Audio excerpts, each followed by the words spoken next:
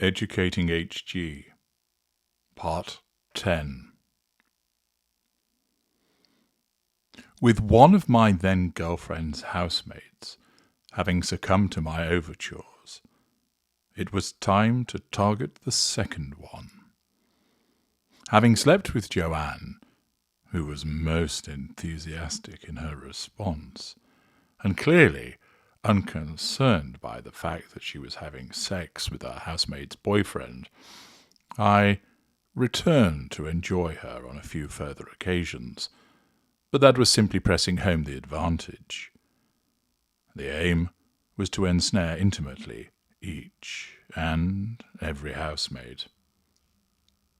I decided my next target would be Farah.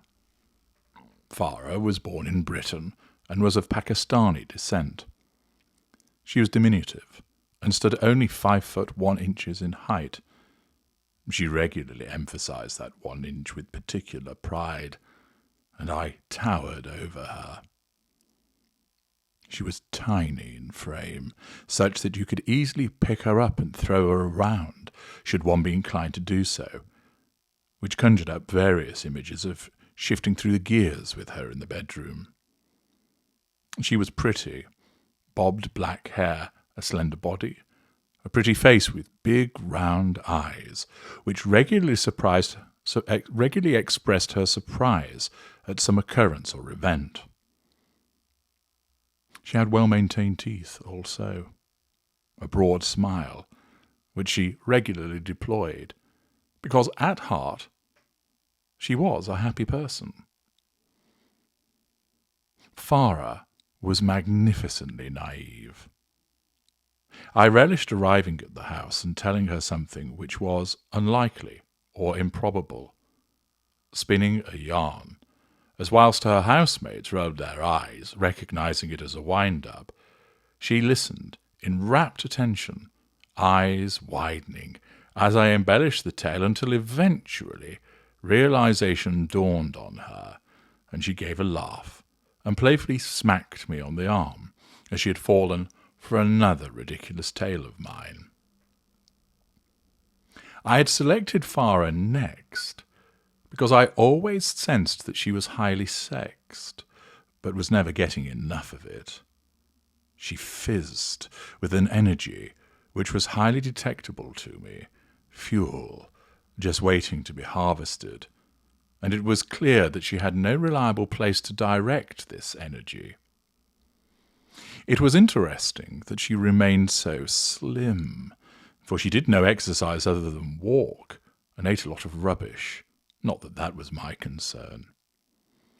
I saw her as a well that needed to be tapped into, a well that would geyser by way of response, and I wanted to consume that response, that fuel, as she erupted when I became intimate with her. There was little doubt that in experienced hands she would go off like a firework. There was one issue, only a minor one, but one which needed to be taken into consideration. She had a boyfriend. Now, you might think that the presence of a boyfriend would prove a problematic obstacle, since firstly, he would be present and thus prove to be a bar to her seduction, and secondly, if Farah was not particularly concerned about allegiance to her housemate, she might feel guilty for cheating on her boyfriend. However, the relationship that they had faced its own complications, which contributed to the fact that she was not being satisfied on a regular basis, which is what she needed, what she wanted. Farah had strict Muslim parents who had determined that she was to have an arranged marriage. The fact that she had a boyfriend was regarded as an act of defiance, and one which caused repeated friction between Farah and her parents. In their hometown, she had explained to me, she and her boyfriend would meet up in the local library.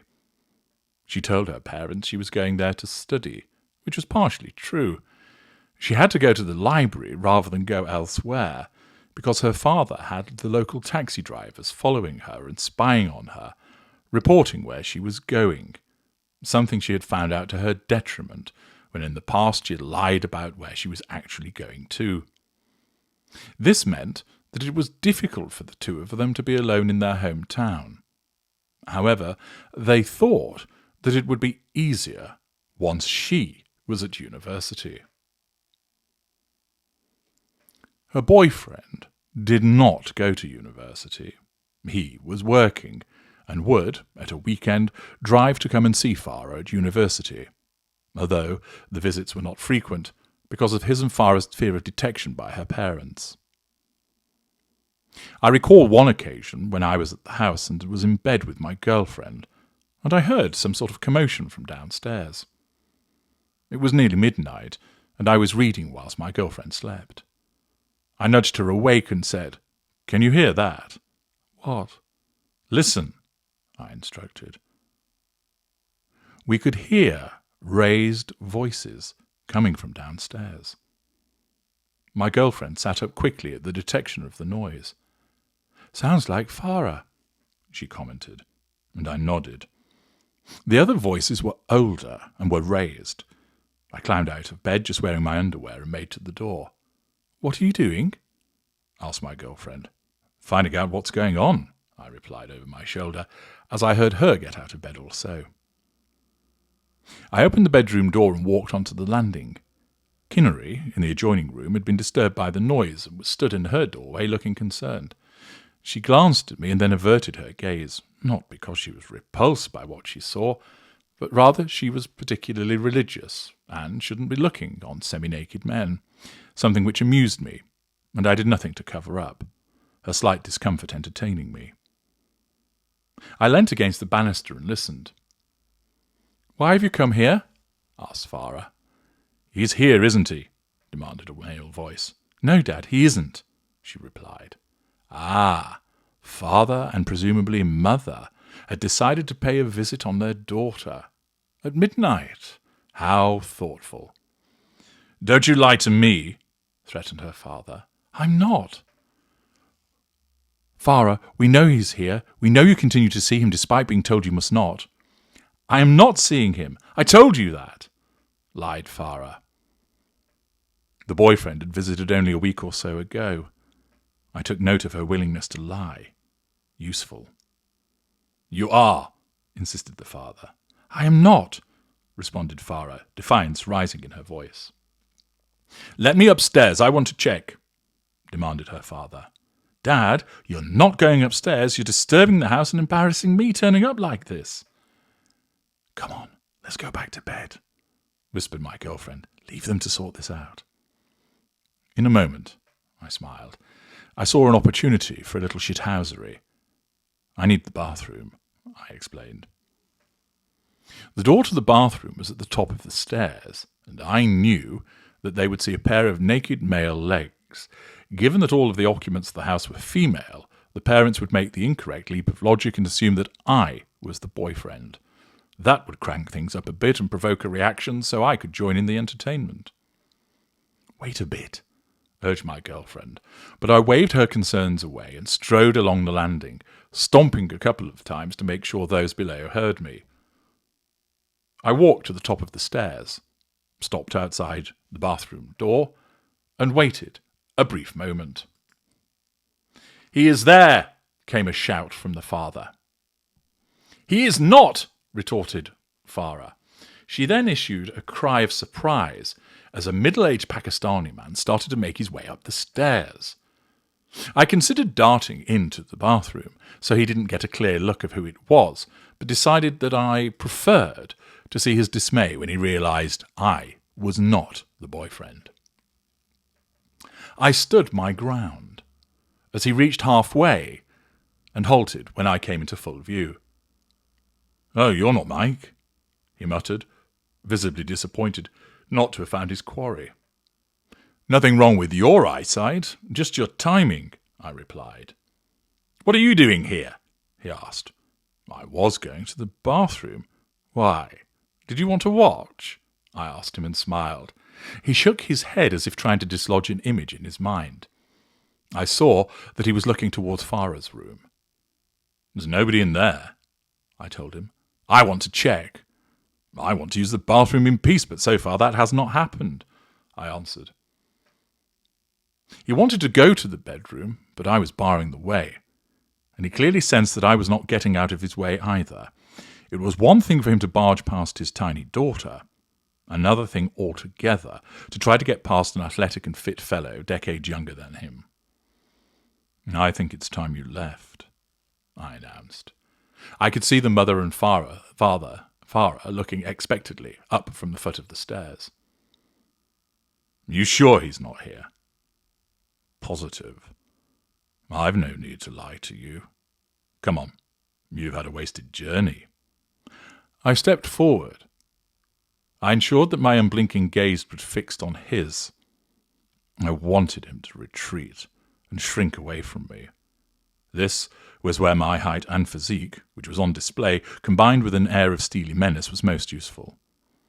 He remained where he was. I advanced down 2 stairs as he looked towards Farah's room, as if evaluating what to do, and then he turned, and with an exasperated grunt, he started to descend. "We should talk with Farah," cautioned the mother. "There's nothing to discuss," he retorted. Farah stared at the ground as her father brushed past her, motioning for his wife to leave. I continued down the stairs until I halted on the final step, maintaining a distinct height advantage as he headed down the hallway to the ajar front door. I noted Veronica was stood in her doorway, silently watching proceedings. The mother said goodbye to Farah, kissing her on the cheek, and scurried after her husband. "At least there'll be no traffic," I called after the duo, waving them off with a smile. The pair disappeared into the dark as Farah went and closed the door, locking it. Veronica turned back into her room, an unimpressed look on her face, evidently not appreciating this intrusion at such a late hour. Farah walked back from the front door. "Thank you, HG," she said. "He was scared of you," she explained. I nodded, feeling a surge within me. "You okay?" I asked her, placing a hand on her arm.